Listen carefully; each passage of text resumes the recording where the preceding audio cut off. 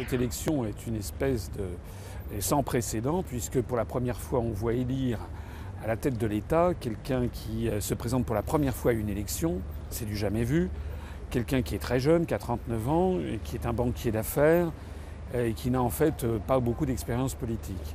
Donc les Français sentent qu'il y a quelque chose quelque part qui ne va pas. Ce qui s'est passé, c'est qu'en réalité, ce candidat a été promu par l'oligarchie financière et industrielle euro-atlantiste à partir de la mi-2014. M. Jacques Attali, au mois d'août 2014, a annoncé comme ça que M. Emmanuel Macron, qui était inconnu du grand public, avait l'étoffe d'être un président de la République. Et à partir de ce moment-là, on a vu tout au long de l'année 2015 et surtout de l'année 2016 un déluge de propagande. M. Macron a fait l'objet de 75 couvertures de magazines, 17 000 articles de presse, voilà. Donc, en réalité, cette élection donne un sentiment de malaise et annonce beaucoup de problèmes à venir.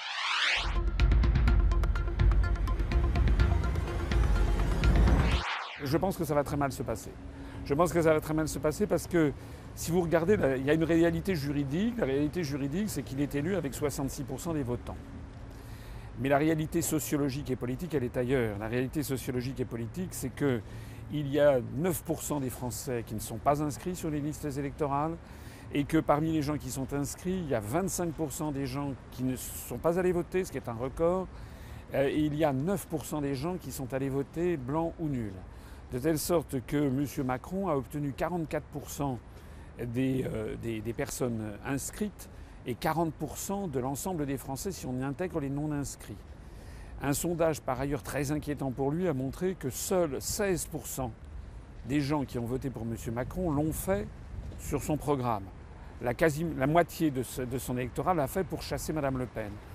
Si 16% des Français qui ont voté pour Macron l'ont fait pour son programme, comme j'ai dit M. Macron ne représente que 40% des Français si on y intègre tout ce que j'ai dit, les inscrits et les non-inscrits, ça veut dire en fait qu'il y a, quand vous vous promenez en France, il y a 6 à 7% des Français qui approuvent le programme de M. Macron.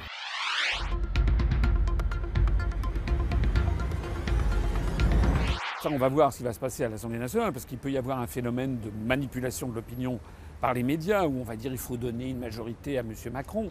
Mais M. Macron, vous savez, c'est un jeune homme, il a 39 ans, il n'a pas d'expérience. Il a été soutenu par des forces puissantes. Il a été soutenu notamment par beaucoup d'anciens premiers ministres, comme M. Fillon, comme M. Valls. Au passage, la droite et la gauche ne veulent plus rien dire. Ces gens qui l'ont soutenu vont exiger d'avoir des postes, bien entendu. Donc on va avoir un premier gouvernement qui va durer 1 mois, le temps qu'il y ait les élections législatives. Et puis il va y avoir le deuxième gouvernement après les élections législatives. Et puis après, il va y avoir la suite. La suite des événements, c'est que si M. Macron a une majorité, il a pour lui ou pas pour lui, on va voir comment ça va se passer. Et puis il a décidé de gouverner par ordonnance, c'est-à-dire de prendre des lois sans passer par le Parlement pendant 6 mois. Il va mettre en œuvre un programme qui est celui des grandes orientations de politique économique fixées par la Commission européenne, qui est un programme de régression sociale phénoménale. Ça va être l'augmentation de la TVA et la baisse de l'impôt sur les grandes sociétés. Ça veut donc dire qu'on va faire payer les pauvres pour enrichir les plus riches. Il va y avoir la baisse des prestations chômage, la diminution ou la baisse du SMIC, la suppression progressive des CDI, des contrats à durée indéterminée, le bradage des industries stratégiques françaises à des intérêts allemands ou américains, la suppression progressive des départements, l'assujettissement de la France aux coalitions de Washington et de l'OTAN, notamment au Moyen-Orient. La France va être encore plus soumise qu'elle ne l'avait été sous François Hollande à l'OTAN. Tout ceci, les Français ne sont pas d'accord. Et donc je pense qu'il va y avoir de très gros problèmes en France dans les mois qui viennent, les mois et les semestres qui viennent.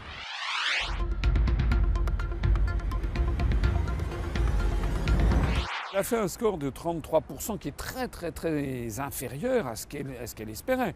Elle espérait être élue, du moins c'est ce qu'elle disait. En fait, je pense qu'elle ne le souhaitait pas. Elle a sabordé sa candidature. On l'a vu lors du débat où elle s'est comportée d'une façon totalement indigne. Vous savez que moi, je développe une analyse qui est très différente de ce que disent beaucoup de gens.